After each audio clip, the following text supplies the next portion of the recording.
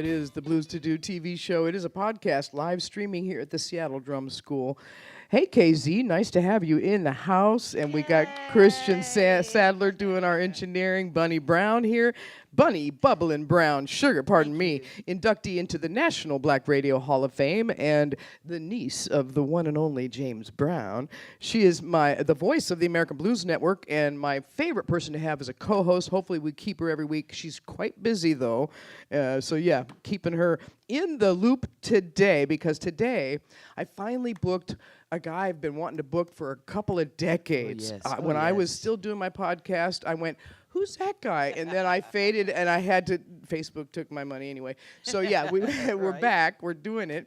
And we're here at the Seattle Drum School, and I got Jimmy James on my show. So we're going to have a great conversation. I'm sure it'll go long. I'm absolutely sure it'll go long. So stay with us. The Mariners, you can put them on the background. We'll be here. Or just come back later and listen. This will be archived at YouTube. We do that thanks to Christian Sadler. It is a weekly live streaming podcast, and then, like I said, we archive it. We're broadcasting on Duwamish land in Seattle's Georgetown area from the lab, the little auditorium in the back at 1010 South Bailey at the Seattle Drum School of Music. You can come down and see us.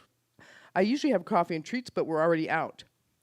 I don't know what happened, but yeah, we don't have any. Pride Day. I lost. Anyway, watch or listen anytime at youtube.com/blues-to-do or search Blues to Do or the Seattle Drum School. And today, I called him Seattle's favorite guitarist because he's been hired a lot lately for group stuff, like the Tina Turner tribute at the Showbox, or the series every month of Women in Blues at the Royal Room that Reese Tanamura has been putting on. Great shows, really wonderful, and it's always got Jimmy James. Not a chick for the Women in Blues show, but that's okay. He's well-loved, and all the women appreciate his playing as well. He's been compared to Freddy Green. He's always loved electricity. We're going to talk about that, too. I'm not sure if that's why your hair stands up sometimes, but we'll get to that. He's been featured on Sounds by the Sound, on KEXP, on the Art Zone, on Fretboard Journal. Nice interview, guys. Featured in the Vintage Guitar magazine in 2021.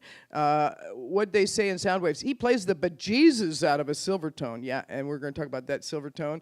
He was written up in the Reno, Nevada Review this year in 2024. You can check him out on Visit Seattle TV. All kinds of people have been covering this guy. Like I said, I've been wanting him on my show, so I'm thrilled to have Jimmy James, also known as Jabril Williams. Now we're going to get that old spirit himself. He is an old soul. I knew that when I saw him play with Grace Love years ago. And now he's got the True Loves that kind of formed into your own band. And also seen with Delvon Lamar, the DL3, at Jazz Alley, no less. So he's played all the best rooms in town with all the best players. That Women in Blues series was at the Royal Room. Watch Sure Thing. It was probably done quite a few years ago, because that was your band name, and I love the video, but it's a great song too. So check out. Jimmy James and the Sure Things. That was a thing. That was early, huh? It was actually the members of F2D that play at the Sea Monster on Friday nights. Okay, turn him up. I can't hear him enough. So I'll just finish my brief introduction because it is a long one. His guitar tech. He's got a lot of credentials. I know, right? So yeah. His guitar tech sums it up, says, you're heavy-handed, man. And his hands make the sounds that we love come out of that guitar. It's his happy place when he plays guitar. And we may have seen him at the Sea Monster Lounge on Friday nights. They started that Funky to Death thing. That was you, the three-piece that kind of got that started. So his first guitars, kind of like B.B. King's Lucille, I've seen him play the blues, play the heck out of rhythm and blues and soul and funk. He is a guitar maestro. Seattle Times, as I said, wrote him up on 2021. You even got some country in you, got some gospel in you, got all kinds of great players influence you. My Girl was the first thing that opened his brain up and said, oh, I want to do that. Right. And let's see, In Green We Dream. I think that's the name of a new record. The new record by the Parlor Greens coming out on Coal Mine Records July 19th. Okay, so we're right before In Green We Dream. Is that the? I'll ask you about that connection. So, Eddie Willis, Jimmy Johnson, Johnny Taylor, Blind Willie Lemon Jefferson, all those guys. Yeah. You have a lot of influences that are blues related. So I know the blues informs what you do, and that's kind of what we're about, but we're open to everything. There is not a story without tragedy and heartbreak. Unfortunately, lost 2 sisters and a mom. Your whole family, basically. Basically, yes. And so you live in the central area of Seattle? Actually, Beacon Hill? Up the street. Just up the street. Same house. The same house. You know, and and now you got to do all the speaking of- taxes and the maintenance. But Yes. Yeah. And speaking of that, you know, one thing we all have in common, we've all lost our mothers. You know, we know that devastating feeling, and we know that we have to carry on because what's mom, what. And you yeah. know, she nurtured us, she stood behind us, she sacrificed for us. Right. well, she said to him, because he didn't ask for much. When they went into a music store, he was a 15-year-old, and his mom said, "You want that white guitar, don't you?" And he did. She saw it in Yeah. his eye, and she Yeah. said, "Okay, I'm gonna get it Did she for get you." it? Yeah. Yeah, she got it, and I remember A it. white Fender Squire made in Mexico. Yep. Isaac Scott played one of those. Now, Isaac Scott was the Yes. premier blues guy in Seattle back in the day. You said you didn't know, you didn't get to meet him? No, I know that my sister probably did at that time because I remember she played with a guy named Sam Smith sometimes. Yep. So your And sister was in the music industry? She was a drummer, yeah. Her name is Chelsea. Really? She played with a group called Tribal Therapy at one time for the Seattle Peace Concerts. Okay. So sometimes that's how, and it's funny because that's how I know Bob and Sting Shark, because they know me since I was a little kid because their group Tribal Therapy used to open up for Fast City Smokehouse. Yes.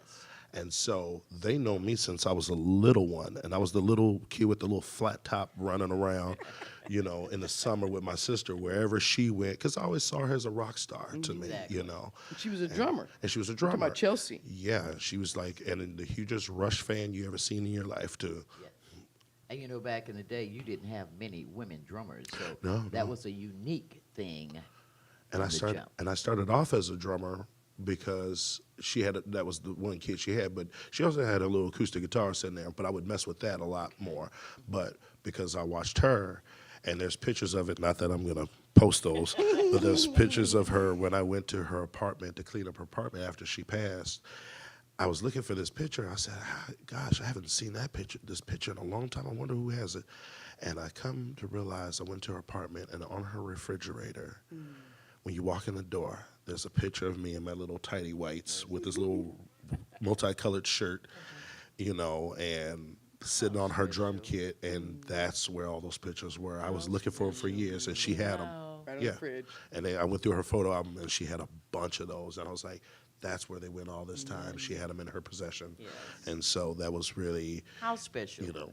Well, now, she was the heavy metal, Rush, Hendrix, Purple Haze, that She blew was the your classic rock metalhead of the family. Yeah. Like, it was like the how it divided up was like, my grandmother was heavy in the gospel, but she was also a competition jitterbugger at the time too. mind. Look out. But She could dance. she ran a choir, and she won first in state in Texas. We didn't know this. My mother didn't even know this until after she passed, that she did that. And we had found, somebody gave us an old picture of her as a teenager, what she looked like. And so we saw that. My oldest sister was a pianist, flautist. She was mostly into classical music and pop music. So I heard like Henry Mancini, Nadia's theme, which of course anybody's watched the TV soap opera Young and the Restless. That's the theme music for that. theme. And Yeah. Henry Mancini did the Right. theme song. Did the He theme did a music. lot of theme songs and Yeah. commercials. And- Yeah. And then here I comes had the pleasure of meeting him one time. I was a Really? little shy to say anything. He was so big. But Yeah. yes, I had a chance to meet Mr. Henry. I loved that song as a kid, you know, a lot. And you know, but then also, you know, my sister got to do the pop music. She liked Lionel Richie, Cyndi Lauper, George Michael, you know, and stuff like And your that. mom liked the Carpenters? My mother, on the other hand, was very eclectic musically. So it's like with her, it was like she had her Motown because she loved the Temptations. She just loved them, especially Eddie Kendricks and David Ruffin's voice, you know.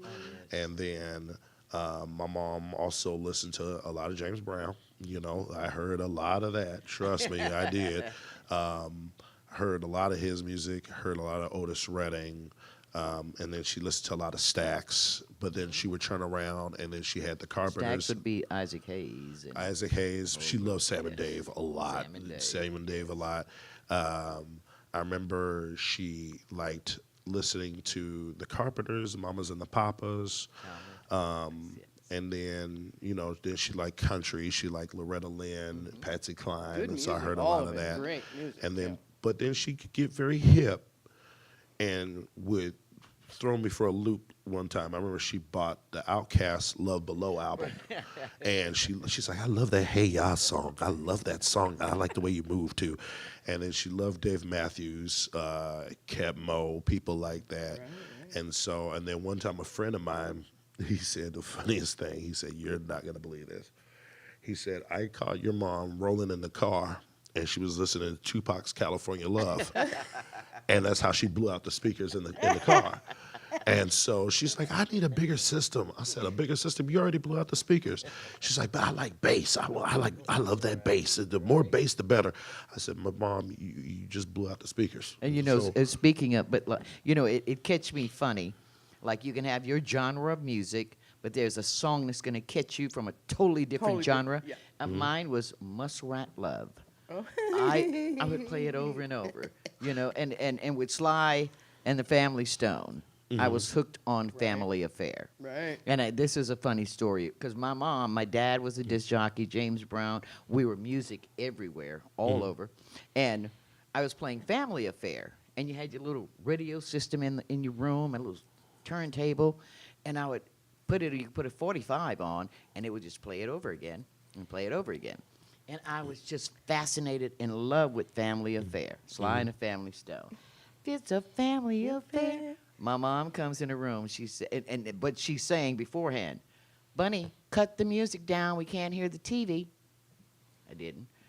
Twice. The third time she comes to my bedroom, One of those she says, I tell you what, if you play that song one more time, you're not going to have a family to have an affair with. And I did. Okay, I get it now, Mama. Yeah, she did the same thing. It's funny because it's off the same album. There's a Riot Going On. That's that.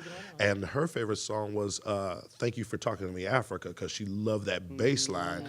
And like my mother would surprise me. Even like you saying Muskrat Love, she loved. And believe this or not, my mother wasn't into the heavy metal stuff, but she liked Judas Priest Breaking the Law by my sister, and she loved I Love Rock and Roll by Joan Jett.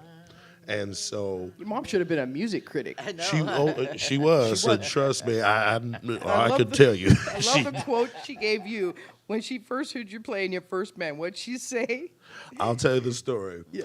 I was playing a talent show. So this was like, we're new. You're still figuring out things on the guitar. Exactly. So I played the solo and stuff like that. Get off stage. This is a school talent show. I said, Mom, what do you think? And she's like, Truth? You played the first 3 notes right. Everything else was off. You better go back in there and figure that one out. And so I went back in there. My mother be in the kitchen cooking something, and she's like, no, that ain't the note. Play that again. Get that right until you get it right.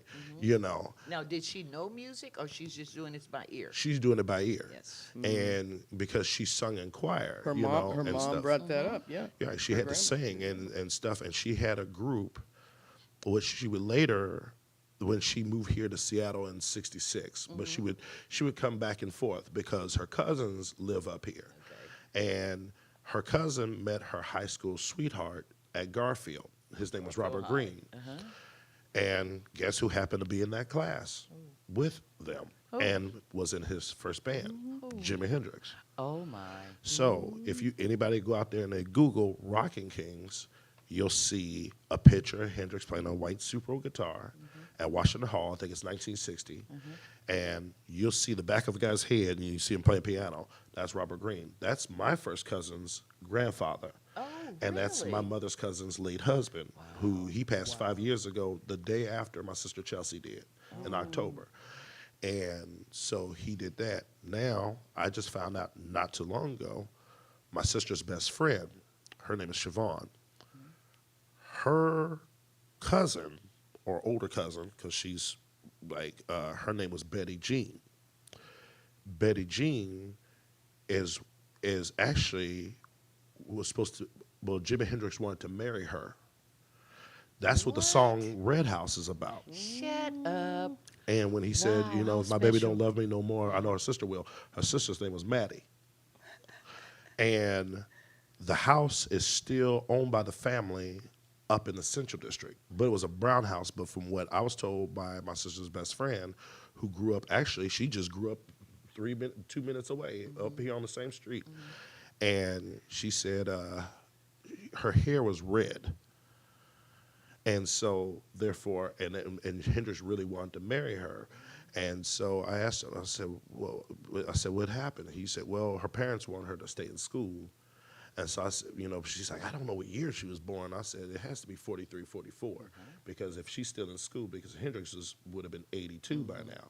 Because knowing that my mother's cousin's late husband, he's 3 days older than Hendrix, so he's born November 24th, and Hendrix November 27th, and then my mother's cousin is December, a week later.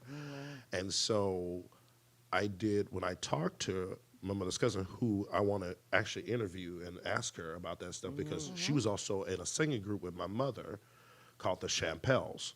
And they played at the Black and Tan, which is now the Seattle Chinese Herbal Place on 12th and Jackson. Okay, yes. And I found a picture of my mother. It happened out of nowhere. I was hanging with a friend. We went to the house. I was like, I looked at my sister's, I was moving my sister's prom picture. And a picture slipped out. I was like, what's this? And it's a picture of my mom. So I talked to her cousin. I said, what year was this? She's like, this is probably like 67. I said, so my mom was probably 22, 23 at the time. And my mom is wearing this, like, gorgeous dress. It's like they're all wearing, like, a peach outfit with peach flats. And it's in color. And it's a picture of them singing at the Black and Tan with a full band behind them. And I remember, like, seeing pictures of my mother then, you know. And I was just like, because I didn't know what she looked like at the time. And I said, Mom, who's that fine lady in that photo? She looks fine. My mom was like, boy, that's me. I was like, oh, sorry. I didn't mean it. You know? And it happened again one time. The Trulos was playing in Eugene, Oregon. And this happened too. There was a guy named Earl Thomas, I think his name was. Right, Earl Thomas. And we were down there and we were talking about, you know, Seattle and stuff like that. And he's like, oh, you guys are from Seattle? I say, yeah. I said, he's like, I was up here during the 60s and stuff. I said, did you ever go to the Black and Tan? He's like, yeah, I did, of course. He's like, I said, do you know a guy named Robert Green? He's like, of course I do. He's like, of course I know who he is. He's like, yeah, the wife named Una. They were in a group called the Champels. He's like, man, and the singer, the lead singer, boy, was she fine too. She was fine. She could sing. That's my mama. Right, but that's what I was about to get to.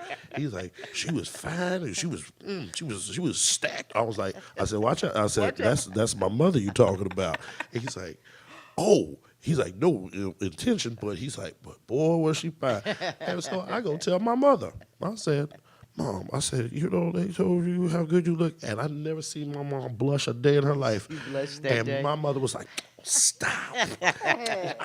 This whole thing. And I'm like, Mom, what's wrong with you? I said, wait a minute, are you getting flustered over here? Yes. But, you know, you have to remember they were a certain, you know, back in their day, they were young ones, you know. And I came across, not only that, my mother's cousin handed me another picture. I said, I don't remember taking a picture in black and white with a child on my lap. She's like, boy, that's your father. And I didn't realize I looked so much like him. It's like when you go and find pictures of your parents when they were young, you realize you're like, oh my God, I'm doing everything like them. And so I asked her another thing. I said, did you ever record or did you guys ever sing backup?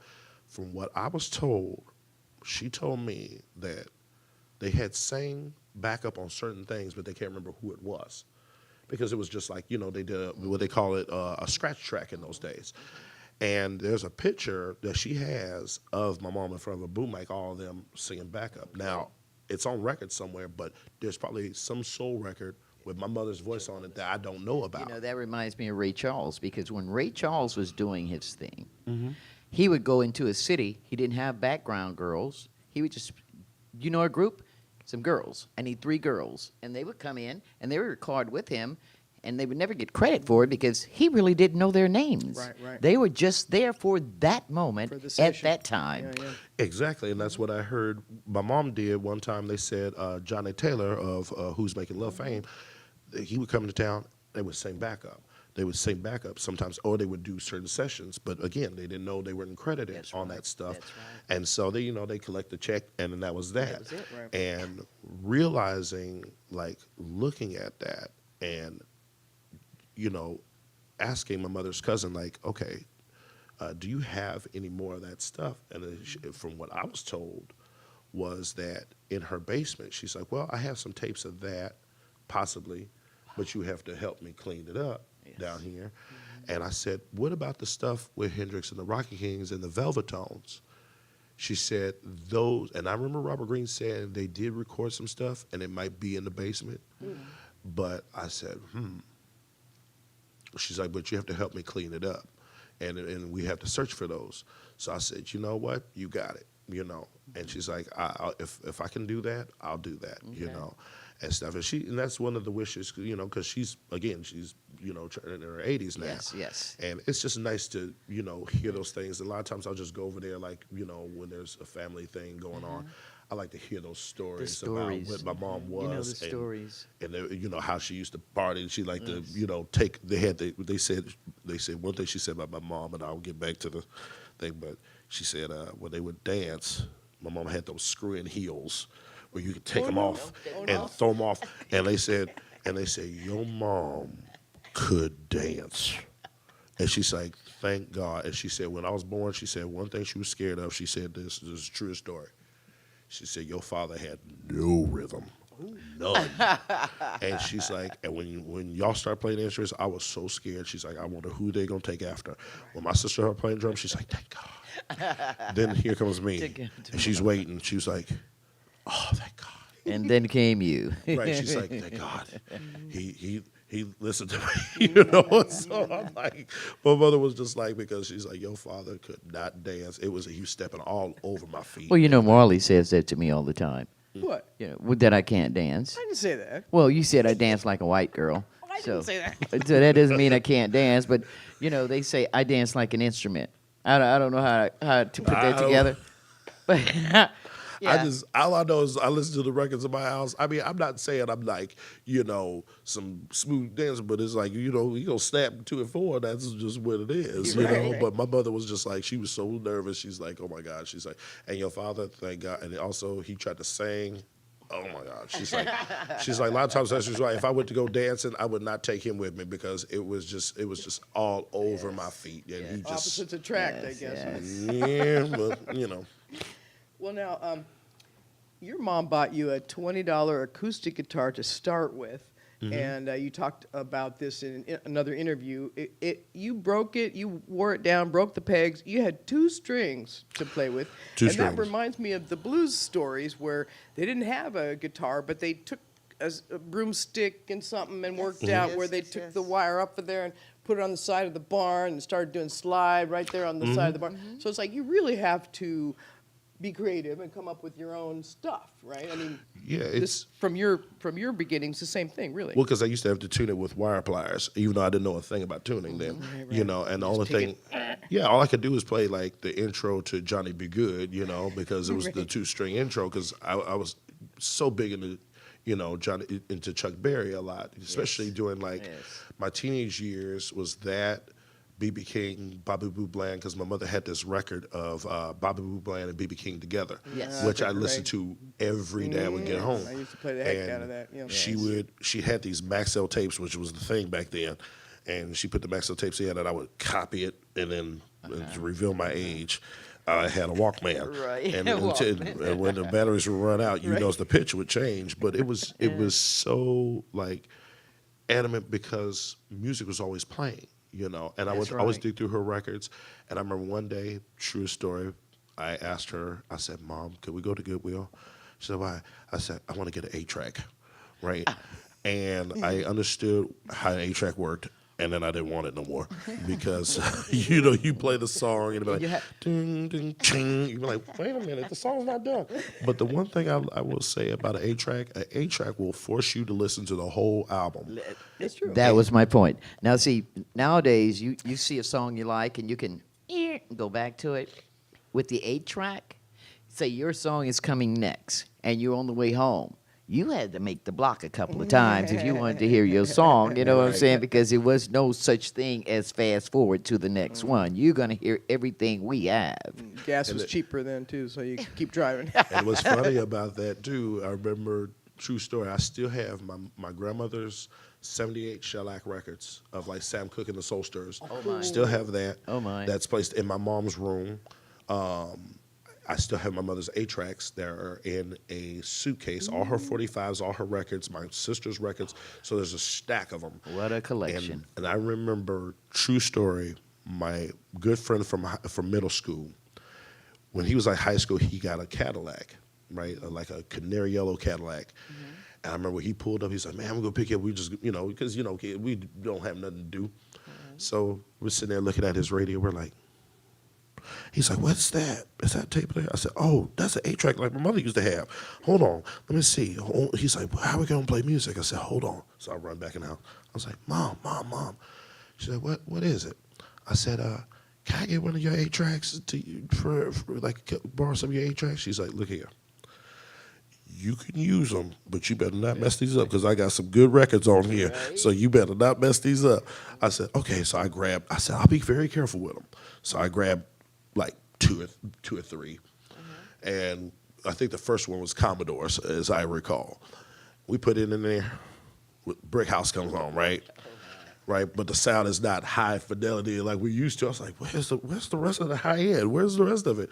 So we listen to Brick House, sorry. Listen to Brick House, and we hear, she's a brick, cha-ching, easy like a... Wait a minute, why does the song change? What's going on? Where's the button? How do you rewind this thing? And we're trying to rewind it. We were like, there's no rewind button. So before we go to a commercial about the 8-track, the thing was you had a match pack of paper matches. And when it would not play right, you're going to fold that match pack. Oh, I see. You're going to stick it in that corner to make that 8-track play again. And on a so cassette... the tape would line up with the head again. And on the cassette, you had to keep a pencil. Because if it messes up, you're going to take your pencil and you're going to sit there and rewind it by yourself until you get it right. We're dating ourselves here on the Blues to Do podcast. That's what my friends told me had happened was. My guest is Jimmy James, my co-host Bunny Brown, talking about the old days with 8-track tapes. That was what was in my first car, was an 8-track machine, I remember.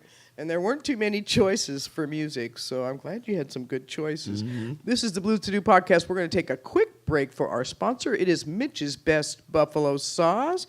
Right there. Mitch is a harmonica player, and he's also a chef, an excellent chef. So he put this together, and he sponsors our show. We're really grateful for that.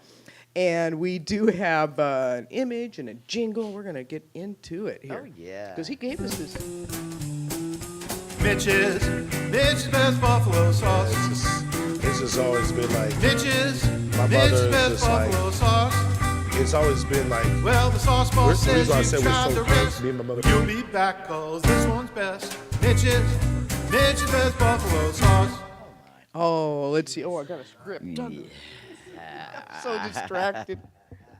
That is the spot. And I tell you, Mitch's Best Buffalo Sauce is the best I've tasted out of the variety in that category. Mm-hmm. And, I mean, it goes with anything, like you say, except dessert. She's almost got the script memorized. And with just the right heat and just the right bite, this rich and creamy sauce, made with all real butter, tastes great on everything except dessert. Yeah. Although we're still working on that. Handmade in small batches, it's made like a gourmet French sauce. Tastes great on any chicken dish, including wings. You're going to make me hungry. It's also great on seafood, roasted vegetables, and many other foods. Available locally at QFC, Metropolitan Markets, Hagen Markets, and most fine meat shops in the Puget Sound area. Order directly from Chef Mitch. There's the QR code right there. The Sauce Boss at mitchesfoods.com. I want to mention, too, I went by the Metropolitan Market, and if you're looking for a good deal on local strawberries, I love telling you this. My mouth's watering. At 7 o'clock, they go half price. Oh, really? Because they don't last. They're not local They're strawberries not, don't look good the no, next yes, day. yes. So they sell them all pretty much. So they $2.50 for a thing of them. Oh, wow. Just go to the Met Market. There's one in West Seattle. I highly recommend that. After 7 o'clock, you get them half price. I love passing on good deals like that. I know. Okay, so there are more questions, and we're way over time, but I'm totally digging this. Tell me about your Silvertone guitar, because that's a famous blues guitar. You also have a cool PV blues, Delta Blues amp. So tell me about your blues gear. Well, the Silvertone I actually got a few blocks away from here when it was still over here. It's Georgetown Music. Georgetown Music. I heard that. Oh, and, really? And I remember that because I remember after, I always wanted a guitar that reminded me of my old Harmony, you know.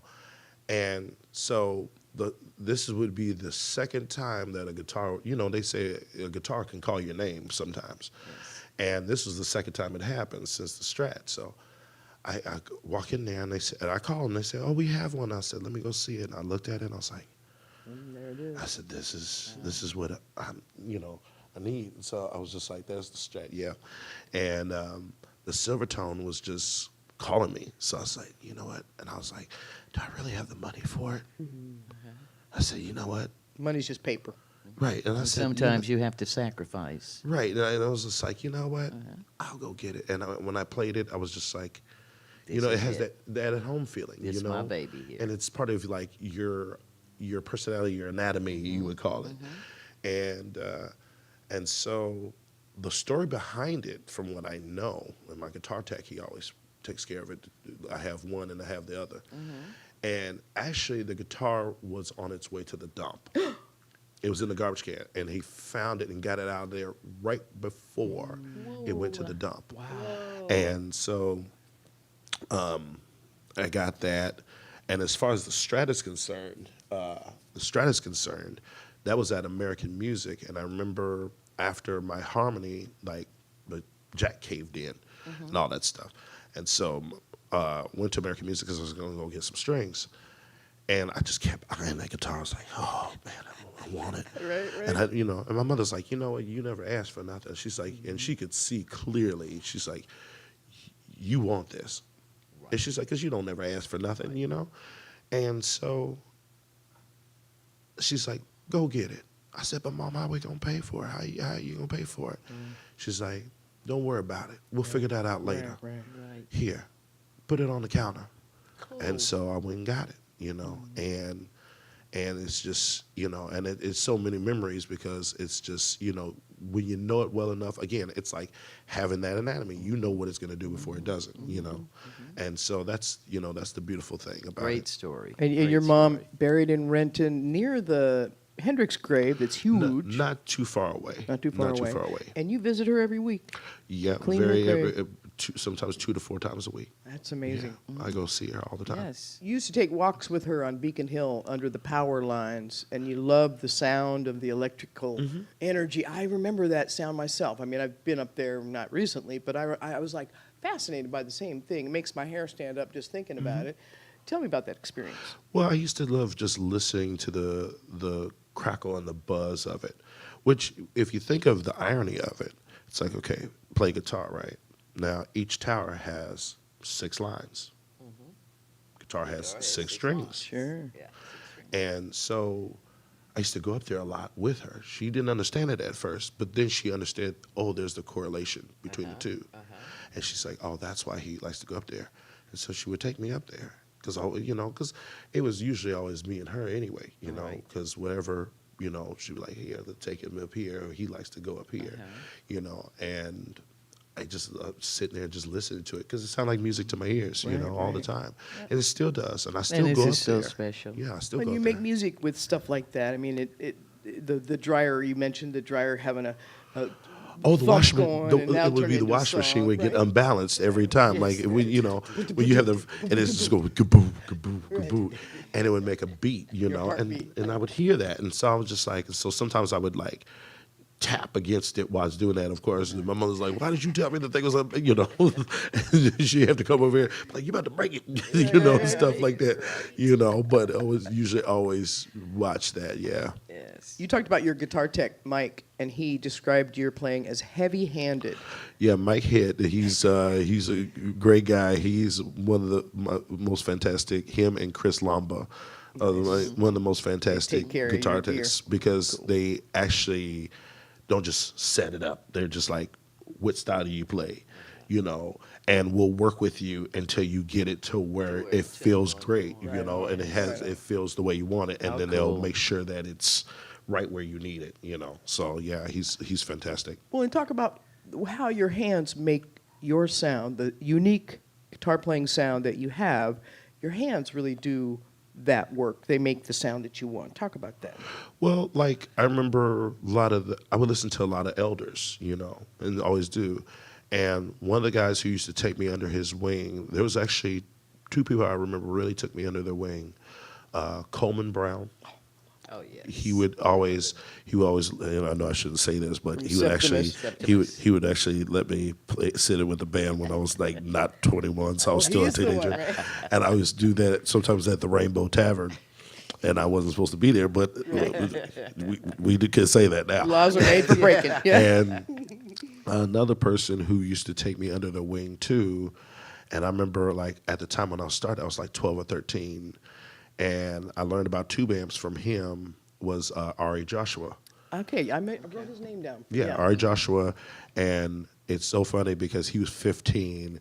His voice still sounds exactly as it did when he was 15. He had a full beard and a low voice at 15. And I thought he was in his 20s. Oh, he's almost like a Barry White. Huh? Right. And he was just like, you talk. And I was like, whoa. And I didn't really think of it being 15, but he, and him and Andy Cole went to Roosevelt together.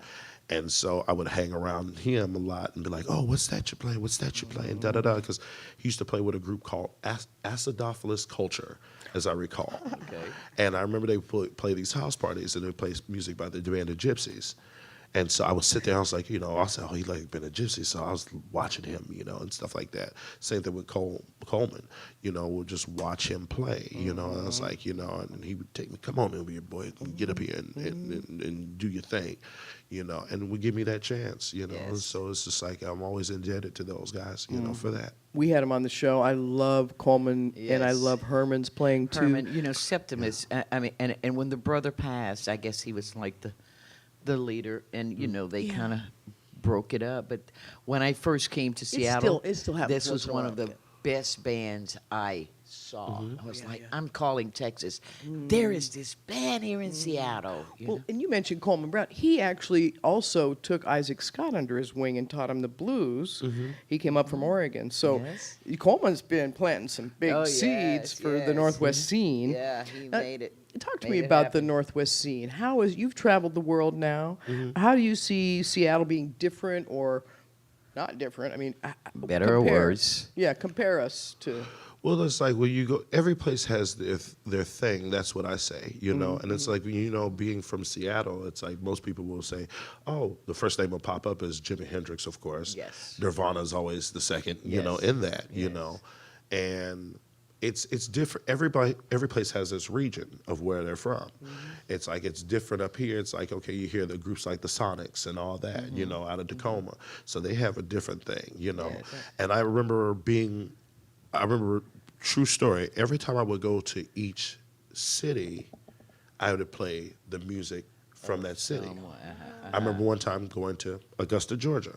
I said, oh, we're in Augusta, Georgia? James We got Brown. to play James Brown. Yes. It's just you without fail. You People have come to here play all the it, time, and they all play know? Hendrix. And then we were down there. I said, wait a minute. There's one other person, Sharon Jones. Sure. And so played her music. Right on. If we went to Detroit, we had got to Detroit. The Well, trio- not to stop you, but since you mentioned James Brown, everybody who is a guest of ours we ask, do you have a James Brown story you want to share with us? I remember once. There's a two-part story actually. Okay. I Take your remember. time, take I your time. remember there was I was a teenage. We were like in our early 20s, and there was a band I was playing with, and there was a restaurant over on East Jefferson, and they were doing an after hours and needed a band, and found out James Brown's band was coming there. But James Brown wasn't there, but we got to play in front of his band, which was very exciting for us because we were like, and speaking of James Brown, same guys who were in that band, at least the bass player, we were in high school band together. The band was called Blue Attitude. Okay. It was at Summit K-12, now Jay Netto's building. And most high school bands want to play jazz most of the time. We didn't want to play that. We were like, no, we want to play James Brown. And somewhere, if I still have it on VHS, is us at 15 playing Get Up Off That Thing. I would love Was that, to hear that. you know, I would love and to hear that. we were playing How that. special. And the thing is, we would watch him because there's always, and one of the bands we still do this because, and I know a lot of bands do it now, is if somebody messes up in the band, somebody will be like, I got you, all right, or they flash the $5 fine, which That happens. was him. And we still, even one of the bands we be playing, we turn around, we be like, somebody messed up, be like, doing that. And we start watching bands start doing that because we're like, and we would watch videos like, okay, and you hear a recording, you're like, ooh, James Brown, get him. And then you hear him like, he's sitting over there like the funniest one we watched. It was the most hilarious one because James Brown really did it one time. It was the Love Power Peace concert, Paris Olympia, 1971, with Bootsy and Catfish. Yes. And he's doing Georgia on My Mind, but he finds the sound guy, but he does it in the most slick way in the song. You wouldn't even catch it. So I remember he was like, oh, reach out to me, kill the feedback, Jerry, Georgia. And I'm like, ooh, that was a cold move. And we would I would watch hours of video of him, like when he did the Save the Boston show in April of 1968. Yes. Because after what happened to Martin Luther King. Yes. Early And- Bird was our buddy. Yeah, that's Yes. how we met. Yeah, and just watching how he conducted the band, how tight, Yes. and then listening to recordings, listening to live stage shows of him on the Mike Douglas show, and watching him at Paris Olympia, and just watching how tight. And I always say this with James Brown. I said James Brown set the bar. Yes. I we're all remember trying the to reach it. tension. I remember the tension, and they didn't want him to go on stage. He was to perform that night. And they were like, "No, it's going to be a riot. It's going to do that." And he's like, "No. Let me handle this." And he went on stage, and the first thing he said was, "I know how we feel," and that calmed everybody down. Yeah, I know how we feel. Let's celebrate. And I mean, there was extra security, extra police, because they were expecting this riot to go off. And my uncle simply talked. Cities were burning We everywhere, know, but they didn't we burn know Boston. how we feel. Right. Let's celebrate his life. And it changed the whole atmosphere of that auditorium. And I was like, wow, he's good. That's when I recognized that my uncle was He handled- phenomenal. Right. He was good. Yeah, and hearing about how he did that, they said he was able to stop the riots. Yes. Yep. And they said one man was able to do that. And my mother talked about that. She said the same thing. She said, if it wasn't James Brown, it would be a lot would've more up been in a lot worse, flames yes. if and stuff like that. So yes. Yeah, our buddy Jimmy Earlybird was a morning disc jockey in Boston, and And he was actually Bobby Bird's brother, who Exactly. Bobby Bird was From the James Brown band, Yes, yeah, yeah. Bobby Bird that was was my from, uncle's number one guy, Bobby Bird. Bobby Bird was from Toccoa. Yeah, he was from Toccoa, Georgia, from what I know. You And know he your was and he stuff. was the one who, because when James Brown, they said he got locked up, and they said and Bobby Bird took him in. Yeah, his and family. his family took him in, and then that's how Yeah. it worked, and stuff like that. And my favorite Bobby Bird song will always go. Is my favorite song is "I Know You Got Soul." That I can. I remember one time being in Yes. Paris, France. They say, "Is there any music you wanna you want to like have before you get on stage? And I said, put on I Know You Got Soul. That's all I want to hear. And you hear James Brown, rolling. I know you got soul. One, 2, 3, hit it. You know what I mean? And that's how you know it. And it's just like, and still to this day, because like one of the teachers I went to school with, like one of the teachers I know, he used to tell me, he said, sometimes he's like, he told me the funniest thing. He's like, it's almost like watching James Brown with a guitar because the way you conduct the band. Oh, my. And I said, How well, it's special. funny because I said, well, James Brown says what? Everything hits on the one. So it's like, you know, and it's just like, without James, we wouldn't have people like Michael Jackson, That's right. Bruno Mars, all these people. That's right. The reason why Prince. the bands, he held the standard. Yes. And still holds the highest At standard. Bootsy Collins, Right. Prince, Michael Prince, Jackson. Sly and the Family Stone. Sly all and the those people. Family Stone, yes. And he holds the bar. And when we look at it, we're like this. The elders always say, you're standing on the shoulders of giants, so you can look further. That's right. So when we look at James Brown, we're like, okay, he's the template, he's the blueprint. We look at him. How special. And to me, it's like when conducting a group, I have to think like, okay, how would James Brown do it? Thank you. Even though I'm not him. Oh, that's a bumper but sticker. I watch how he did it, Yes. and I learned a lot off of how to You're going to conduct a make me band. cry. How would James Brown do it? That's a great bumper sticker shirt. Yeah. You know, that's really a true statement. You mentioned Hendrix. You talked about the Elders, Coleman Brown. The other Northwest groups that you mentioned, and I didn't expect it, that actually influenced you. You talked about the Sonics and the Ventures. These are some groups from back in the day. I mean, Right. I hear stories. I was not even born. Mm-hmm. My own self, even though I'm kind of old.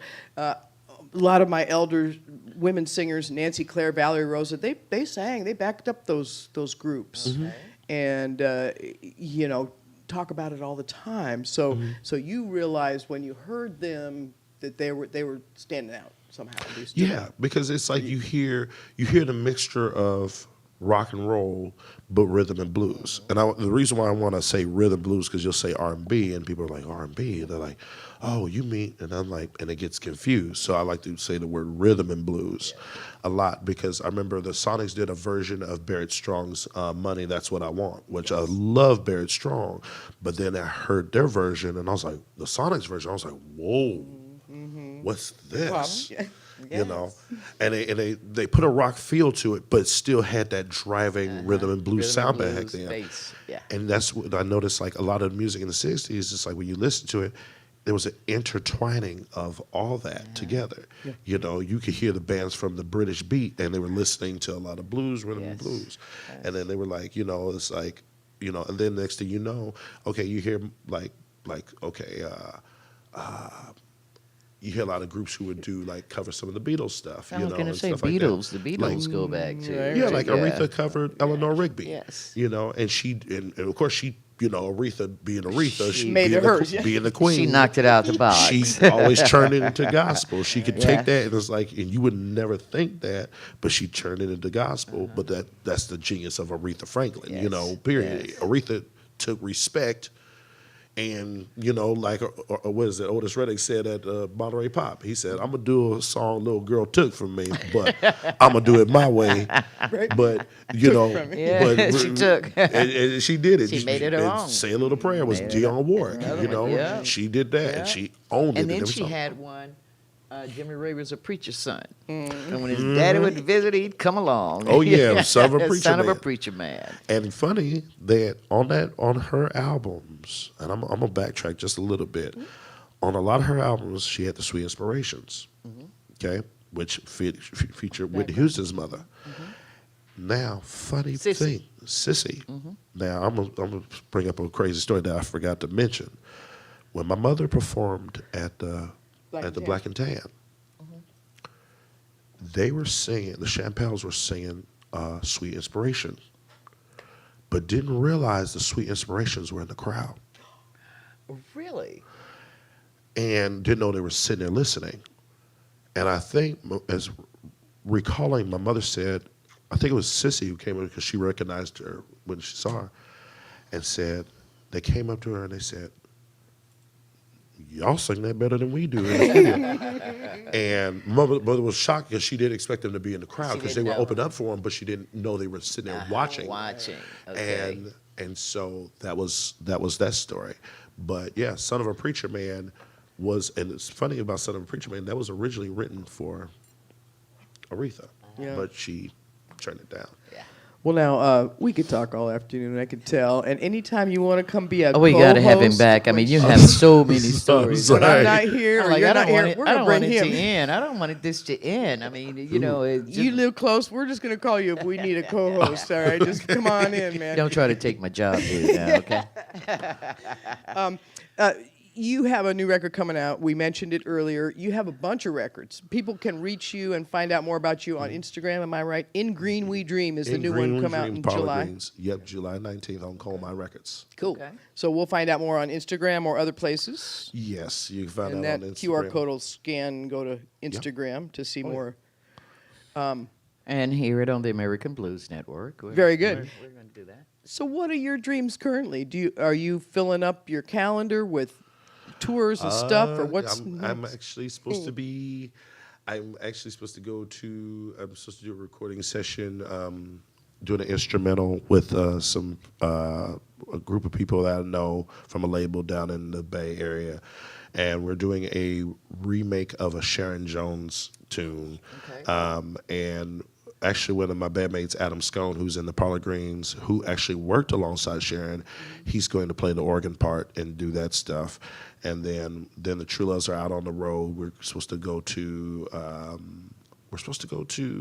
Muscat, Idaho, Johns Alley. Then we're going to Canada, and then in the fall. I'm supposed to be doing stuff with the Parlor Greens in the South in Texas, like Dallas and places in Houston. It's going to blow up for you. Houston, so I might have to play the Tighten Up by Archie Bell and the I was Drums. going to say, when you go to Houston, we do have you got Archie Bell. Oh, I've done it, but yeah, we're doing that with the Dip, and then the True Loves are off to Europe for a couple weeks, and then I got to come back, and then the Parlor Greens are doing the East Coast with Kelly Finnegan of the Monophonics. So we've been spoiled. We've been seeing you a lot here in Seattle. I can't wait to your next performance. It's going to be a dry spell for a little while, but we're going to keep track. You got CD parties coming up? Any dates you want to mention? I know that the True Loves are supposed to play at by the Seattle. By Seattle, I was wondering. Yeah, we're playing there. Yeah. So it's one of the few things, and then I think Bumbershoot? Possibly, we're not sure. You're probably trying to bend your arm for that one. We might, but there's some stuff coming up, and we're working on also on a new record, and possibly doing Jazz Alley again. Cool. With the True Loves, though. Oh, yeah, Speaking of Jazz Alley, I love Jazz Alley. It's one of the best venues I've had to see entertainment. We have the Four Tops coming there. That's one I can't wait. Reach out, I'll be there. I mean, we kind of got our format, but I do have a little something that gives me the blues. Okay, go ahead. Squeaky brakes. Okay, that's enough of that. Do you notice? I don't need to hear more. Women driving, and you notice if you're driving and you hit your brakes and you hear a squeak, you're gonna be like, "Is that my brakes?"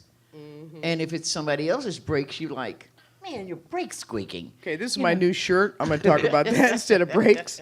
This got sent to me after I emceed at Folk Life. Thank you very much. Brandy works at KPFA in San Francisco and sent me this.